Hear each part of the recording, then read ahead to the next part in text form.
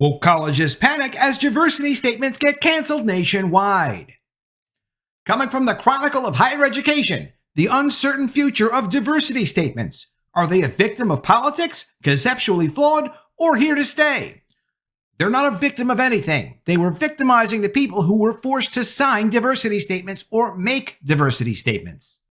And a lot of these statements, to just try to get a job at a college, for example, even when people were forced to make them, were not how they honestly felt anyway. And they're finally starting to figure out these are completely inappropriate when you're looking to hire someone. Diversity statements, which generally ask people applying for faculty jobs at a college or a university, or seeking promotion or tenure as if they're going to have a secure position with that university, so they know they can't be easily fired. They would force people to sign these or make their own diversity statements. And they would do this to describe how they can contribute to a college's diversity, equity, and inclusion goals. So far, 9 states have passed bans on using diversity statements in just the past 2 years. And when the Massachusetts Institute of Technology and Harvard University's Faculty of Arts and Sciences each announced earlier this year that they would no longer require job candidates to write diversity statements, commenters across higher education began to ask, is the diversity statement dead? Of course it's dead. It should have never been there in the first place. It's a political ideology test. How can you put that in a work environment, particularly one that has anything to do with state or government funding? It's straight up discriminatory.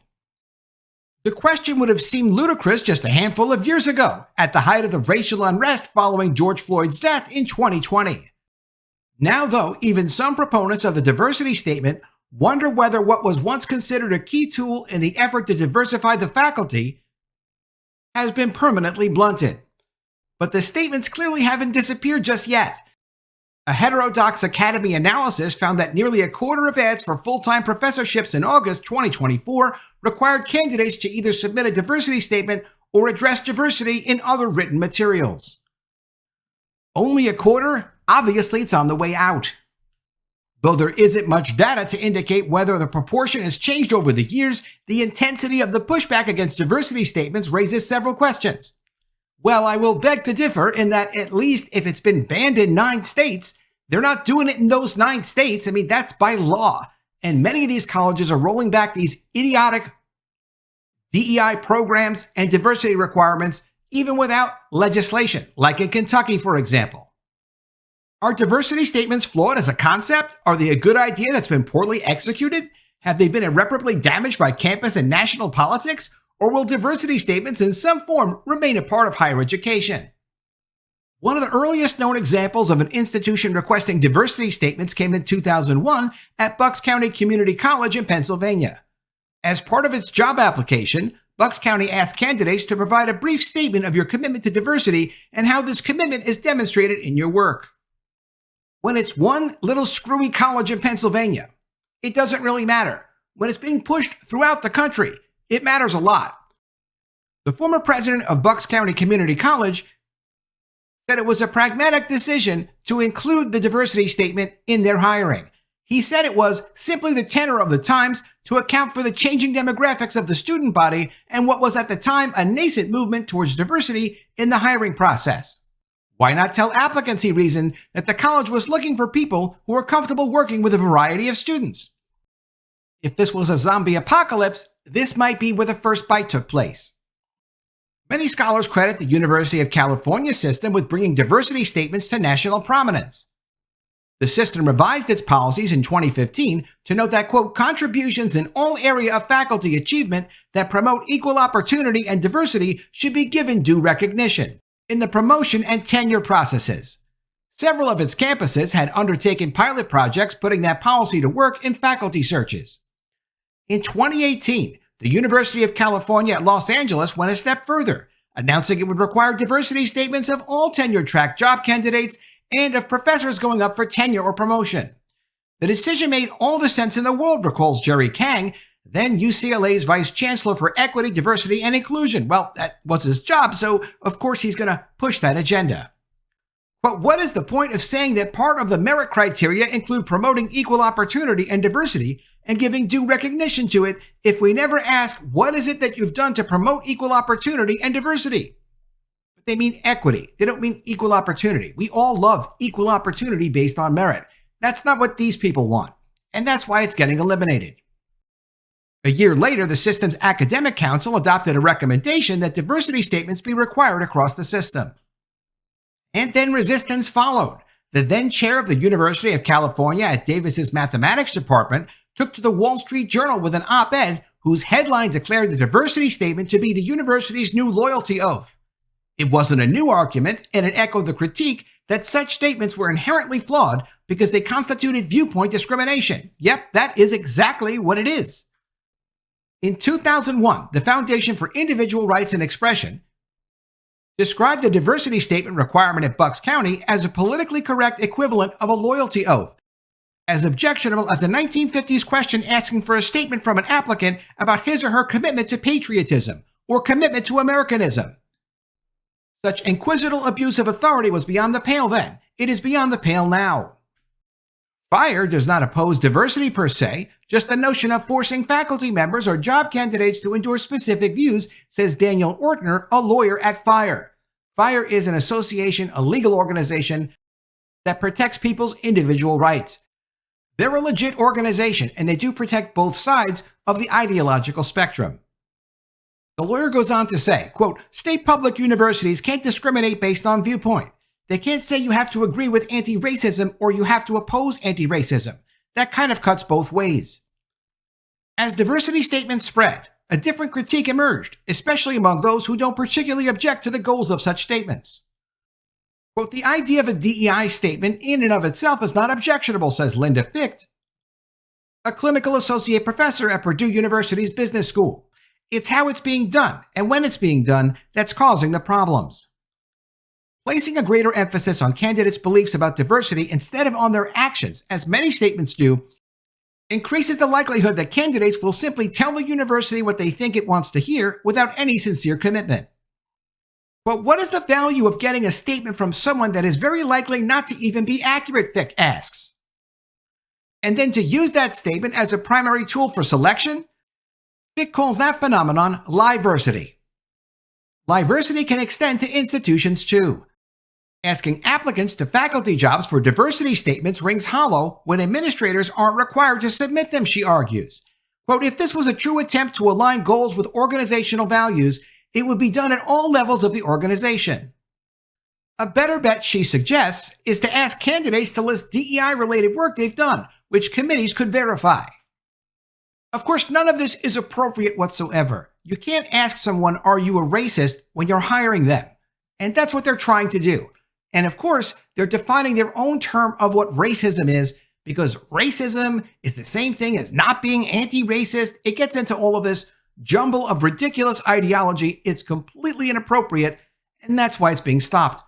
More concrete information about applicants' previous work, the scholars add, is also likely to be a better predictor of their future performance. As it stands, they say, there's no research proving a correlation between scholars submitting standout diversity statements and their actual performance in the job, which fundamentally calls into question any process that uses diversity statements as an initial screening tool.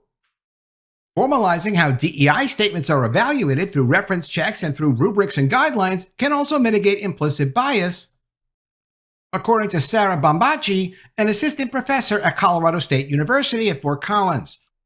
But we know that if people are following some sort of standardized rubric and trying their best to evaluate candidates by the same yardstick, if you will, the bias is still there. It's not gone, but we do better. They know these statements don't work. They know what this is supposed to be is, okay, you want to apply for a job, you want a promotion, you want tenure, you want a secure position you know you can't be fired from so you can kind of coast into retirement. Well, you've got to convince us that you agree with our politics. If you don't agree with our politics, we don't really want you at this university and we won't give you this opportunity. That's what the diversity statements are there for. Trying to say that it's about, are you comfortable working with students who are from different backgrounds? Well, that's a little ridiculous. You can't be asking people if they're racist or not. Why don't you just directly ask them, are you a racist? Do you believe if you don't redefine racism and be anti-racist, that that's what the new definition of racism really is? That's what they're doing. They're trying to find a way to not be direct about it, but they ought to just be direct and let themselves get a few more lawsuits and they can win in court if what they're doing is appropriate. Of course, it's not appropriate. Of course, it's not going to survive any lawsuits. It's just that people don't tend to sue over things like this until it becomes so widespread that it's pervasive. And now it's become socially ridiculous, which is why states have to go and they have to do laws and get them in front of governors to sign off on so that you've got legislation preventing colleges from being this absolutely ridiculous and discriminatory when people are just looking to get a job, maybe get tenure, maybe focus on their career. This is how far it's gone. This is how delusional these people are. And it tells you when you run into a problem, you need to deal with it when it's small, or it could balloon into this complete widespread mental illness where these people can't just see, no, we don't agree with your politics. Can I still have a job if I don't agree with your politics? No, you can't. Okay, well, that's not legal. Some scholars say the socio-political environment of the last 2 years has made it impossible for diversity statements to serve their intended purpose. Last year, Governor Spencer Cox from Utah said it was bordering on evil that we're forcing people into having a political framework before they can even apply for a job by the state. Though the governor later said he regretted using the phrase bordering on evil, in January he signed a bill banning diversity statements at Utah's public institutions. Because it's not bordering on evil, it's completely evil. Who are you to abuse your power? I understand you might wear glasses and you might have big bulging eyes, but who are you if you're in a position at a public university to demand to people they need to agree with your political framework and your political ideology, or they're not allowed to work at a public institution? It makes no sense. Of course, it's a crime. It's evil, and it should be a criminal act. Statements like Cox's mean there's certainly a branding problem right now because diversity statements or DEI statements have diversity and DEI in the name, says Brian Suchek, a professor of law at Davis who's been an outspoken proponent of them. And it's no secret that there's been a widespread and incredibly well-funded nationwide effort to discredit those terms. The terms diversity and DEI discredit themselves. They're based on an ideological premise that makes no sense. It violates federal civil rights law. Of course it's discredited. Remove those words, Suchek says, and the reaction might be different. If prompts were framed to ask about how applicants' work comports with a specific part of an institution's mission, he thinks, people might look at that and say, oh yeah, of course schools want to ask candidates and faculty seeking advancement what they're doing to advance the university's goals. Yeah, the problem though is if the university's goals are part of a political agenda, you can't ask people to support your political agenda. That is not appropriate, particularly not at a public institution. Critics of that revamped form of diversity statements, Suchek thinks, may not be protesting the statements, but something larger. Quote, they're really taking issue with DEI as a value, as a component of the university's mission, as a component of academic merit or excellence, he says. Yeah, because it's not a component of merit or excellence. It's quite the opposite. Whatever opposition diversity statements have faced in recent years, Kang at UCLA attributes it more to the political environment than to the statement's merit. Quote, politics encourages people to go after soft points, and the administratability of any slightly vague standard can be properly critiqued, Kang says. But it's not accidental that now is the time that these issues are actually surfacing. No, because you started with it, and then it got worse and worse, and then there were lawsuits, and then politicians were forced to get involved because their constituents are saying, what are you doing at these universities? We need laws to protect people because it's gotten to the point of ridiculous. This isn't a political thing that all of a sudden Republicans and conservatives said, hey, we can get more popular if we pursue this agenda. It's been the other side abusing their power, discriminating against people, demonizing people, taking opportunities away from people that caused this result. Parents don't want to send their children into this in a public institution. And professionals shouldn't have to work around any of this. The path diversity statements have followed is the same fate met by other DEI-focused phenomena like race-conscious admissions, according to Paulette Granby Russell, President and Chief Executive of National Association of Diversity Officers in Higher Education. They have become demonized, she says, in the absence of any evidence that these practices have led to some wholesale hiring of unqualified people. She says she is yet to see conservative critics point to evidence that diversity statements have led to the dire consequences that they're portraying them to have led to.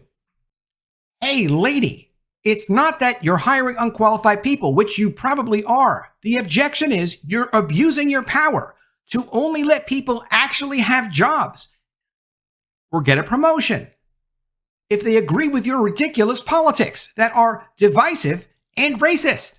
That's the problem. No one's actually even bothering to say, well, we're concerned you're hiring all these people at the institutions that really aren't that qualified. Yeah, we do have some concerns about that. The problem is you can't ask for political loyalty tests and insist that people agree with your political loyalty and then essentially beg you for an opportunity that they have every right to apply for, and in most cases, get that opportunity based on merit. These people are having a hard time catching up with reality because they're so deep in their delusions. Let me know what you think of all this in the comments below. Always love to see your ideas. Please be sure you are subscribed to the channel. Click the bell for notifications, give me a thumbs up, and I'll see you again soon with another story. And if I don't see you, I will miss you.